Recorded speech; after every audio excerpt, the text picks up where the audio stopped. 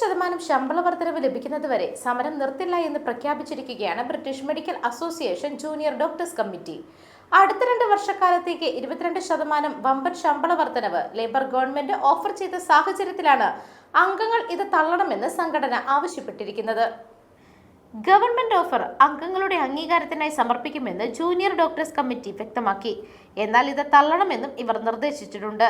22% ശമ്പള വർധനവ് അംഗീകരിക്കാൻ ജൂനിയർ ഡോക്ടർമാർ തയ്യാറായാൽ മാസങ്ങൾ നീണ്ട NHS ജീവനക്കാരുടെ സമരങ്ങൾക്ക് അവസാനമാകും. എന്നാൽ ഓഫർ തള്ളണമെന്ന് യൂണിയൻ അംഗങ്ങളോട് ആവശ്യപ്പെടുന്നു. 35% ശമ്പള വർധനമെന്ന ആവശ്യത്തിൽ നിന്നും കുറഞ്ഞതൊന്നും കൊണ്ടും തൃപ്തിപ്പെടാനാകില്ല എന്നാണ് യൂണിയന്റെ നിലപാട്. മന്ത്രിമാർ ഇത് അംഗീകരിക്കുന്നതുവരെ സമര നടപടികളുമായി മുന്നോട്ട് പോകണമെന്നും ഇവർ ആവശ്യപ്പെടുന്നു. ഹെൽത്ത് സെക്രട്ടറി മുന്നോട്ട് വെച്ച 22.3% ശമ്പള വർധനവ് വളരെ മോശമാണെന്നാണ് ചില ജൂനിയർ ഡോക്ടർമാരുടെ അഭിപ്രായം. ഇതിന് പകരം BMA വീണ്ടും പരിശ്രമിച്ച് തങ്ങളുടെ മൂല്യം നേടിയെടുക്കാൻ പോരാടണമെന്നും ഇവർ പറയുന്നു. പുതിയ പദ്ധതി പ്രകാരം ജൂനിയർ ഡോക്ടർമാർക്ക് വരുന്ന സാമ്പത്തിക വർഷം 8.1% മുതൽ 10.3% വരെ വർധനവും 2023-24 വർഷത്തെ ബാക്ക്ഡേറ്റായി 4.05% വർധനവും നൽകും.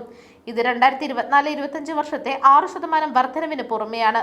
ഇതോടെ ആകെ പാക്കേജ് 22.3% വർധനവാണ് ലഭിക്കുക. നികുതിദായകർക്ക് £1 ബില്യൺ ചിലവാണ് ഇത് വരുത്തിവെക്കുക. News desk മെഗ്നവിഷൻ.